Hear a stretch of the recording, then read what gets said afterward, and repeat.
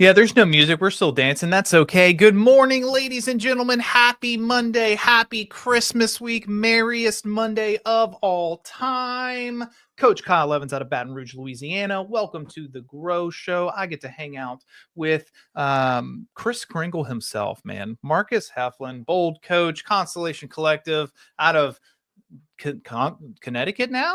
We're going Nashville, we're going Connecticut, we're going a little bit of both. Why would we not? Why would we limit ourselves? And speaking of limitations, we're going to talk about this week and what it can mean for you. Welcome to the show, guys, and happy Christmas week. Let's have ourselves a great Monday. And in preparation of this Monday, I believe a little competition has formed amongst your boys here on the G.R.O.W show. In fact, we have prepared two different shall I say, talking points, shows, little something like what you bringing to the table, big boy, because our bold law this week is a great one, and it's a great one for this week to keep our mindset right. Human being, not human doing.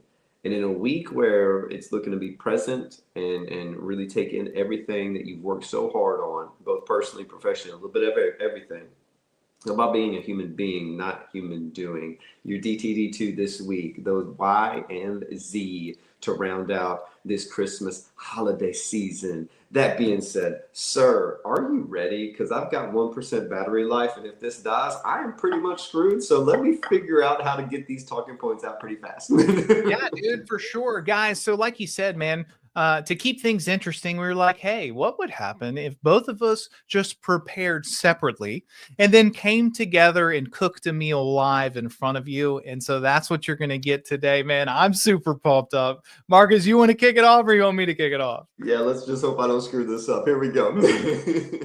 First and foremost, let's describe the phrase human being present, right? Human doing, constantly moving, constantly moving, constantly moving. Let me point out first point for me. The pressure of doing. We are in a society right now that glorifies, that pumps up, that demeans that if you're not doing it. The fact of busyness and hustle and bustle and oh, you're not working 60 hours a week, what are you even doing with your time, like that kind of thing. And when a society glorifies that, people may feel compelled to prove themselves, prove their worth through their output, through checklist, and through results, and not necessarily by how they're showing up or how they're treating other people, or how they're just growing and celebrating those small growth wins along the way.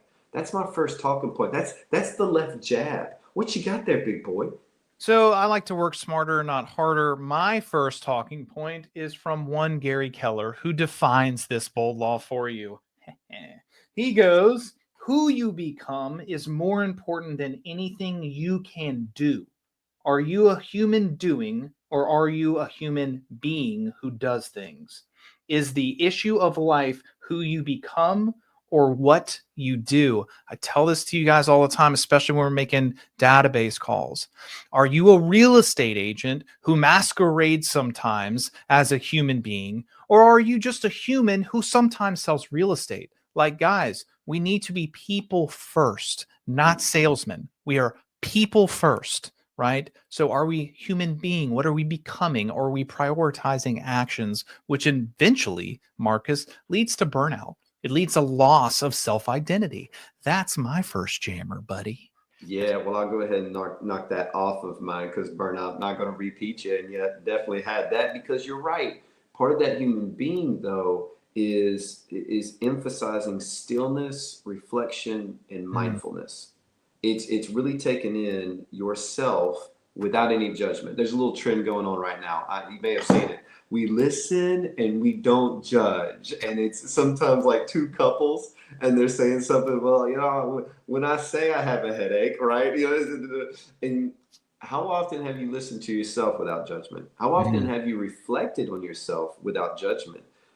This next part, it's about connecting with your inner self, your values, and your purpose rather than rushing through life.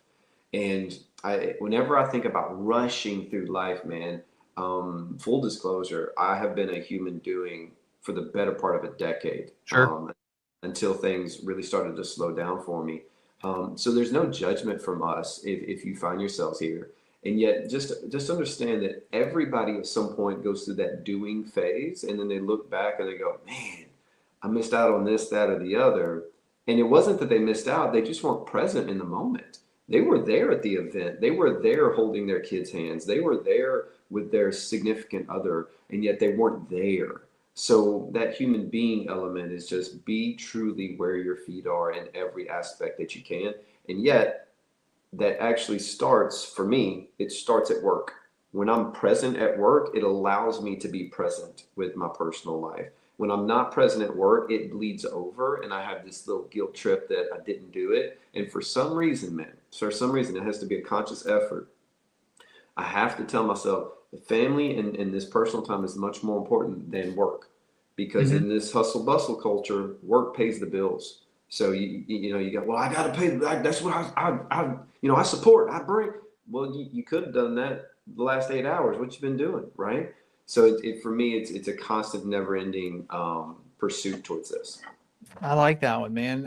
When I thought about this and as human being versus human doing, and just to piggyback on what you're saying is you were stuck in the doing for the better part of a decade. I thought about it as doing versus being, human doing versus human being, as external validation versus internal worthiness. That's Right. spot on, man. That's Right. spot on. Yeah. We get so caught up in this hustle culture, in this society of external validation, keeping up with the Joneses, right? Being the richest, the fittest, the happiest, the highlight reels of social media, instead of focusing on what truly matters is that internal worthiness. Because when you have that true internal worthiness and your foundation is built on the fact that you are enough and you do have value and you are someone capable of love and also worthy of love, Hmm. the the need and the drive for that external validation begins to drop significantly. And like you said, man, I mean, I struggled with the same thing for a long time. It was like, I've got to go and I've got to go and I've got to get and I've got to do and I've got to do, until I asked myself, where does that need from social validation come from? And it came from the fact of I didn't feel like I was enough until I got the social validation. That is a wonderful self-awareness realization, right? Hmm. And that freed up your next steps, your next possibilities on how you approach life, how you approach business, the whole thing. It wasn't necessarily about just a paycheck. Um, because, like you said earlier, constant doing, it'll lead to burnout. And then burnout leads to much worse things, because now we're not showing up the one thing that was giving you value, right? Yeah. That one little filler. Now we're burnt out and we're not sure why. Um, Man, being able to truly be, to have that self, that peace, that healthier mindset as you approach life. When you talk about work, it actually transforms, because when you changed your mindset around what your value was and what you were looking to get out of it, work transformed for you. I would imagine. Would you Hmm. agree? Big time. In what ways? Yeah, man. And I liken it to I heard a lady, and I wish I could remember because I say this all the time at family reunion one year. I think it was like 2019, but she talked about her business took off when she started seeing the people instead of the files, right? Hmm. And so when I had that internal worth over the need for social validation, I became a much bigger giver, and I truly believe that givers gain, because now I'm just happy and I'm excited and I'm confident in my approach. And that in itself is attractive, Yes. bringing relationships into your world. So whenever I stopped being so caught up in the outcome and started being caught up in the process of actually connecting and helping and bringing value, everything began to change. People know if you're fully present in yourself and in the conversation. People know, even if they don't know how to define it, they can pick Mhm. up on the vibe. Good point. You know what I mean? Like there's just something about Kyle, and they Mhm. can't put their finger on it, and yet that's what that thing is. It's like he's comfortable in his own skin. He's comfortable with what he's saying. He's comfortable with every bit of practice and development that he's brought to the table here, while also knowing and acknowledging I've got a long way to continue on, and yet, man, I'm really happy with my progress so far. It's like seeing somebody on their way up to Everest. You know, are they smiling all the way up, or do they only smile when they get there? Right? And if you can smile all the way up, then you're truly loving what you're doing. I saw this documentary. It's called 14 Peaks on Netflix. And man, I mean, these guys climbed 14 mountains in record time. Like they beat everybody. And they showed up to base camp one time. And you know, you've got the climbers that are professional, but you also have those climbers that, you know, maybe they've climbed a couple mountains in their Sure. careers. Maybe this is their first one, whatever it may be. And there were a lot of people that were absolutely terrified because there was no lead line to go to the summit, Oh, right? And the weather and all this noise and this that. And he came in and he was just like smiling, and they made the base camp have a little party the night before, and like he just livened all the culture and the energy. Next day they went and climbed the mountain, and I'm just like, you know, like there's something to be seen there because he was so present. And we talked last week about believing in your message so that others believe in it. And that was the epitome of it. And yet he wouldn't have believed in his message had he not believed in himself and his value and had been fully present in that moment. So I mhm. actually switch over to practical applications on this. How often are you setting time apart to be present, to meditate, to think, to reflect, to define your value, to write down some answers to some hard questions that maybe you ask, you know, the internet for, the chat GPTs, maybe you ask a good coach, hey, what are 5 probing questions that I could ask myself once a week? And when you sit down and you really analyze those, man, how are you showing up? But you got to set time for it, and you got to realize exactly the type of person that you're showing up as and before you get there. Yeah, it's that important, right? And we see it as small, so we don't usually take the time to do it. That was a good point, Marcus. I'll give you some love on that one. I've got a my next one is this is transformation over transactions. When I Yes. hear human being versus human doing, I think transformation over transactions. I quote this guy a lot, Viktor Frankl, a book called A Man's Search for Meaning. I have it back here on the shelf. Great book. I think everyone should take some time to read it. But he talks about in the book, he says fulfillment comes from aligning actions with deeper purpose and identity. You see, doing is transactional, it focuses on results. Being, however, is transformational. It's about growth, it's about self awareness, it's about aligning with your values. And when you are in alignment with your values, everything becomes, guys, essentially easier. I get a lot of reviews because we're speaking all the time. And there is a review, especially in bold, that I can almost count on every single time. And it's usually from someone, something like this: you came on strong, or man, you're a lot at first. And then I realized that's just who you are. Yeah. Right. And Yeah. so I know who I am. And it's different and it's can be a lot, but again, I'm not everyone's cup of tea. I'm someone's bowl of gumbo. But what happens is when I keep showing up the same way, they're like, oh, this dude's not wearing a mask. This is just this guy. He Yeah. is this pumped up. He is this like joyful. He is bringing this energy. That's just who he is. Guys, you got to be in alignment with who you are on the inside so you're not just wearing a mask on the outside. And there's nothing more genuine than that moment right there. Mhm. You know, it happens to me from time to time when Jade and the girls go on the road and they go over to Jade and they're like, so what's he like at home?